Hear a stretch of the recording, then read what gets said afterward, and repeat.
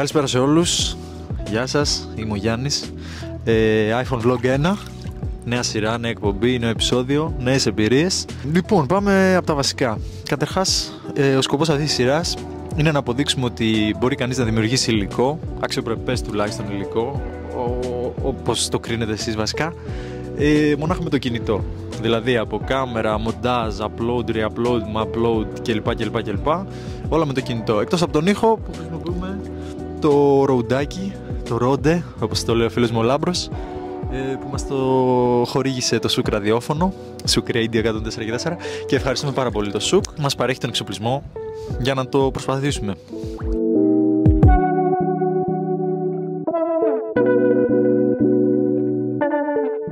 Καλημέρα. Σήμερα Σάββατο, σας μιλάω από διαφορετικό μικροφωνάκι, γιατί χθες το μικροφωνάκι, το προηγούμενο, το Ρόντε, το αγαπημένο μικρόφωνο του Λάμπρου, έκανε τη βουτιά του στην πισίνα. Και μας είπε το τελευταίο του αντίο. Τουλάχιστον πέθανε κάπου ρομαντικά, Σαντορίνη. Άγγελε, πριν για να σε προλάβω, γιατί θα με κράξεις και θα πεις ότι δεν προσέχεις τα πράγματα. Ναι, δεν προσέχω τα πράγματα, αλλά δεν κάει και το μικροφωνάκι που το είχαμε στην πισίνα, κάει και το receiver. Το σκοπός του σημερινού βίντεο είναι να δούμε τι budget χρειάζεται ένα ζευγάρι 2 ατόμων, ό,τι άτομα κι αν είναι αυτά, για να επιβιώσει Σαντορίνη. Το budget αυτό λοιπόν δεν υπολογίζουμε έξοδα διαμονής και δεν υπολογίζουμε αεροπορικά ή ακτοπλοϊκά. Το μόνο που υπολογίζουμε είναι έξοδα μετακίνησης εντός του νησιού και φαγητό και λοιπά έξοδα, ψώνια και ιστορίες. Ελπίζουμε να μην μας βγει ο κούκος αηδόνι μέχρι το τέλος των διακοπών και ήδη έχουμε μία αίσθηση, έτσι, μία μυρωδιά, μία άβρα, πια σοκολέιρο, αλλά εντάξει, Σαντορίνης, αυτά είναι τα δεδομένα, αυτά περιμένουμε.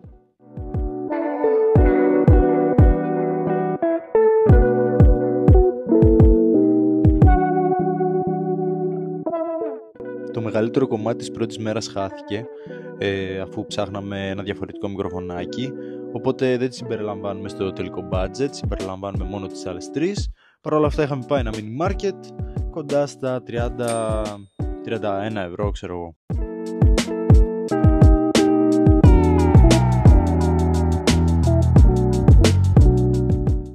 Λοιπόν, μία παρατήρηση για Σαντορίνη. Άμα έχετε σκοπό να περπατάτε, μην το κάνετε, δεν έχει καθόλου πεζοδρόμια. Ανά πάσα στιγμή μπορεί να πεθάνετε. Γενικά αισιόδοξα πράγματα.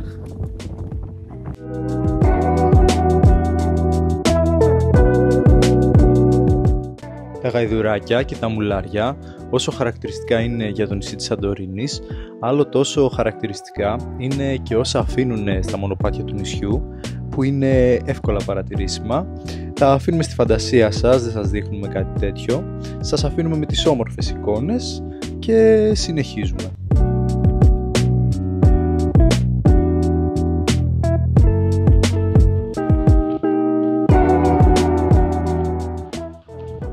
Το gang. Είμαστε πώς το είπαμε? Γυαλό. Στο Γυαλό, beach bar Γυαλός. Πάμε, είναι για σένα. Είναι δυνατό το μαγαζί, ειδικά αν είστε αντικοινωνικοί σαν και εμένα και εμείς άνθρωποι και δεν θέλετε πολύ κόσμο. Φάγαμε μια σαλατούλα και κάναμε τον μπανάκι. Σε σχέση με Χαλκιδική, η θάλασσα είναι πάρα πολύ κρύα, πάρα πολύ αλμυρή. Εντάξει, Αιγαίο, πέλαγος. Και η άμμος, δεν υπάρχει άμμος. Είναι πέτρα με χώμα, σαν να είμαστε στο χωράφι.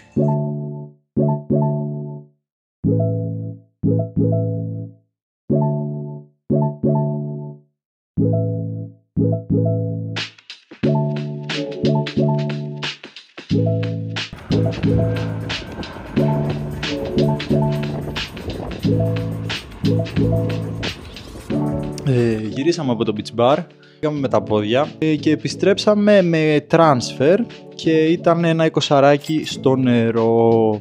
Τώρα θα πάμε για φαγητό. Υπολογίστε άλλο ένα 20 με 30 για τη μετακίνηση εντός του νησιού για το φαγητάκι.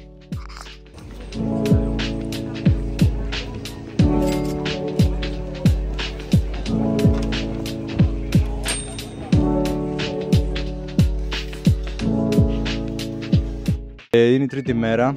Χθες δεν μπορέσαμε να τραβήξουμε πολλά πράγματα γιατί είπαμε να τα απολαύσουμε και να μην κάνουμε βλακίες. Δεν είμαστε influencer. Είμαστε άνθρωποι, πάνω απ' όλα είμαστε άνθρωποι. Το κινητό κουνιέται σαν και με τρελαίνει. Οπότε θέλαμε να τα απολαύσουμε χωρίς κάμερες και κινητά και ιστορίες. Λοιπόν, τώρα, χθες επισκεφτήκαμε την Ία.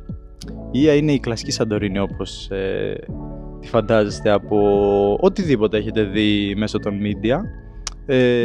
Κλασικά, δηλαδή τα σπιτάκια πάνω στο βράχο, κάτω η θάλασσα, ο λόφος ψηλά το σαβουνό όλο.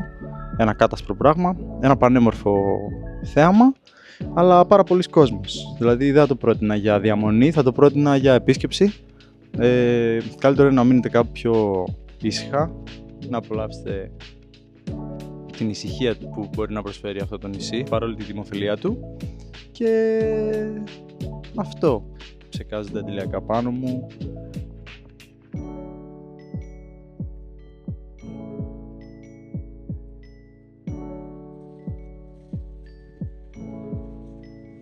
Παραγγείλαμε από τη Volt, έχει Volt Santorini για όποιον αναρωτιότανε.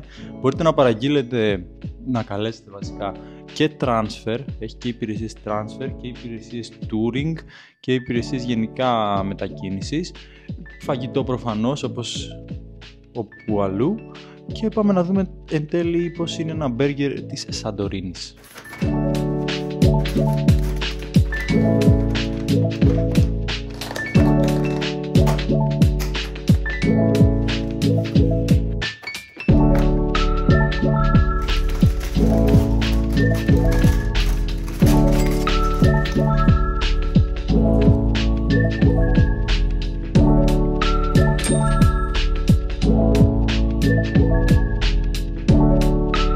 Το συγκεκριμένο παγωτό μας το κέρασαν από το συγκεκριμένο μαγαζί που βλέπετε, κοντά στο γνωστό σημείο που βλέπει κανείς το Βασίλεμα. Αφορμή για να αναφέρουμε ότι όλοι οι κάτοικοι του νησιού ήταν ευγενέστατοι, είτε οδηγοί, είτε μαγαζάτορες, είτε οικοδεσπότες, πάντα πρόθυμοι να βοηθήσουν, να ενημερώσουν, να εξυπηρετήσουν, πάντα με χαμόγελο και τους ευχαριστούμε θερμά γι' αυτό.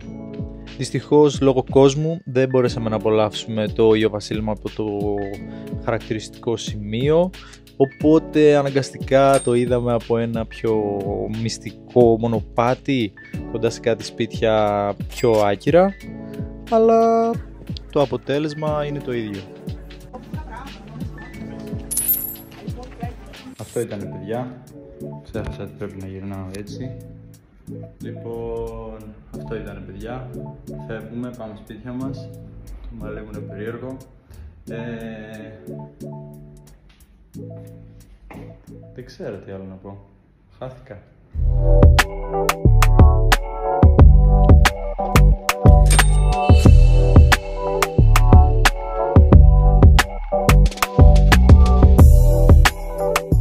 Now vlogging.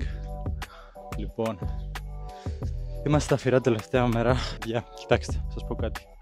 Ποτέ μην κάνετε early check-out, φάση 11-12 η ώρα, το κανονικό check-out δηλαδή, και μετά έχει χτυπήσει η ακτοπλοϊκά το απόγευμα, γιατί περπατάτε μόνοι σας σαν τις άδικες κατάρες 5-6 ώρες και θα ψάχνετε να σκοτώσετε την ώρα σας.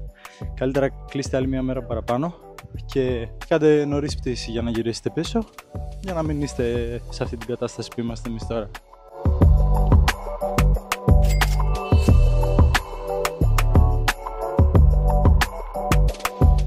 Τελευταία μας στάση το Atlantis Bookshop, ένα παγκοσμίου φήμης βιβλιοπωλείο, το οποίο παλαιότερα ήταν στην Ία, αλλά μεταφέρθηκε και πλέον βρίσκεται στο Φυροστεφάνι.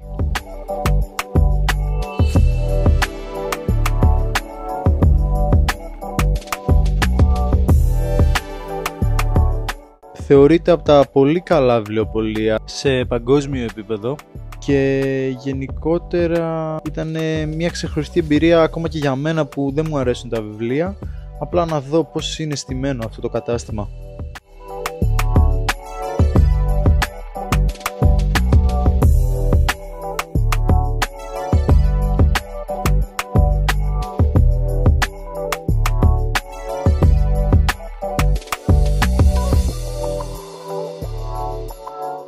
χτυπήσαμε και το τελευταίο μας πιτόγυρο για να είμαστε χορτάτοι για την πτήση. Είδαμε τα τελεφερίκ που είναι έτσι ένα αξιοθέατο της Σαντορίνης. Δεν ανέβηκαμε πάνω γιατί είχε και κόσμο, αλλά εκτός του πολύ κόσμου ήταν και λίγο επίφοβα, αλλά η θέα είναι πανέμορφη.